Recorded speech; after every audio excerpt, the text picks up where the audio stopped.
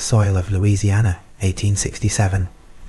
The first child in her family, born free. Her world begins not with wealth, but with cotton fields, hard labor, and a mother's early absence. Orphaned by 7, married by 14, widowed by 20. Poverty presses heavy, but purpose presses harder. She washes clothes along the Mississippi River banks, hands cracked by lye soap, back bent over boiling tubs. Yet, even here, inside the steam, the struggle, the unending tide of survival, ambition flickers. Her hair begins to fall. Pain spreads across her scalp, thinning in patches, loss on top of loss. But where others see defeat, she sees transformation approaching, coiling quietly, like pressure building before a revolution. Hair was never vanity alone. It was identity, survival, dignity, and cultural memory. For black women at the turn of the century, hair care was labor, ritual, community, and in many cases medical necessity.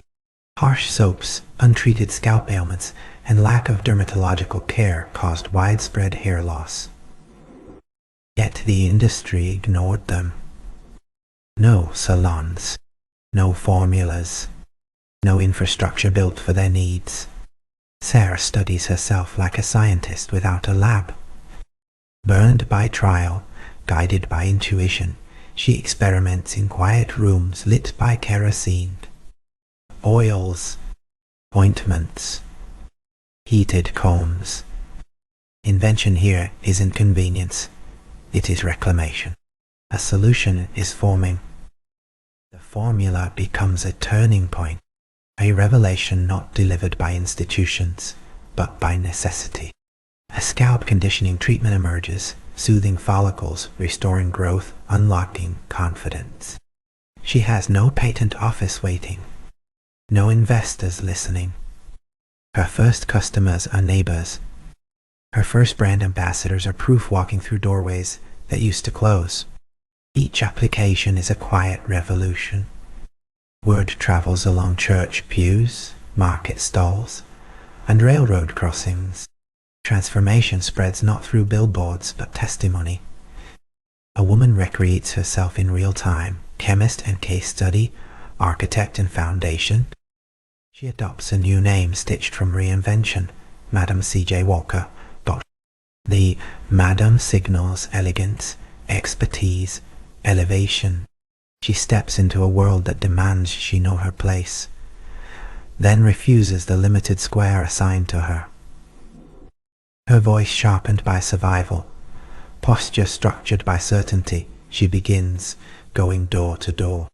No digital reach, no storefront footprint, just persistence in motion. A black woman selling beauty in a society that denies hers exists. Every knock is resistance. Every conversation is conversion. She carries jars, conviction, and a growing awareness.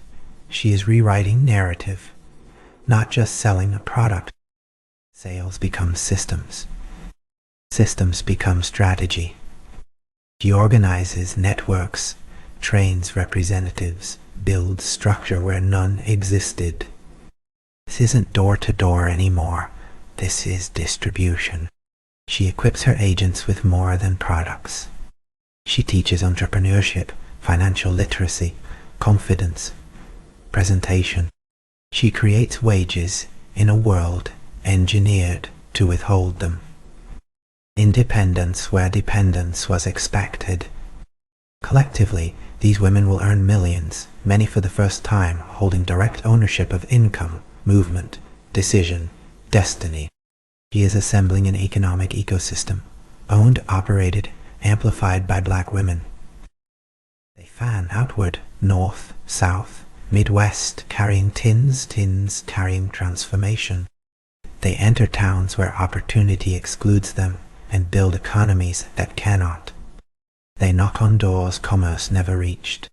Black women, once categorized solely as laborers, now become business owners, travelers, earners. The ripple effect is generational before the word enters public vocabulary. They sell hair care but trade in possibility. Madame Walker has built a force, organized, intentional, strategic. Her payroll becomes proof that liberation can begin at the intersections of beauty, need, and access. In Indianapolis, the empire centralizes, scales. A lab, a school, factory, a headquarters. Smokestacks rise like exclamation points at the end of doubt. Manufacturing lines filled by workers who reflect the community they serve. Chemistry meets capitalism with intention, specificity, ethics. Labels, ads, distribution, training. She controls the pipeline. This is vertical integration before the term enters business textbooks. This is black innovation operating at industrial scale without apology. Wealth is measurable now in autonomy. Success brings invitation into rooms built without doorways for her. She enters not quietly, nor validated by entry, but carrying evidence. Success without communal assent is unfinished math.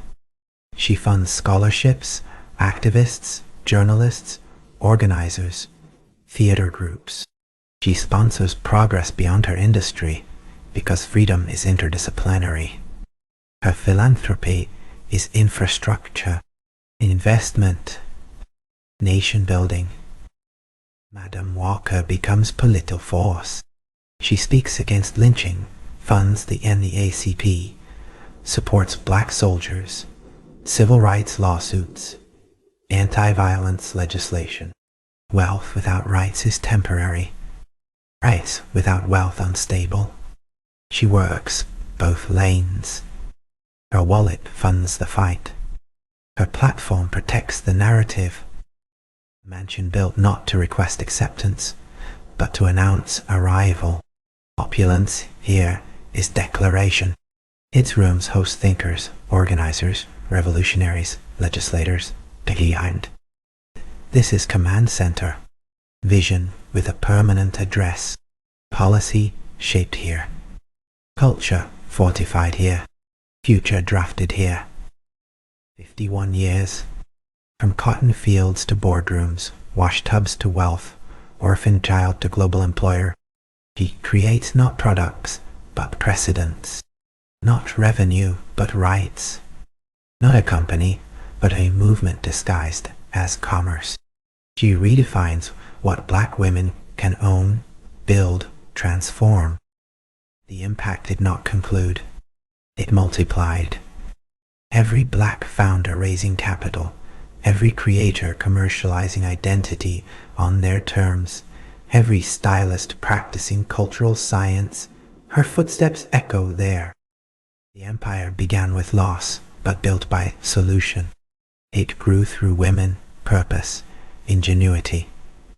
It reached beyond beauty into identity, dignity, power. Madame C. J. Walker did not ask permission to transform a world that excluded her. She redesigned it. This has been Roots Renaissance. See you in the next chapter.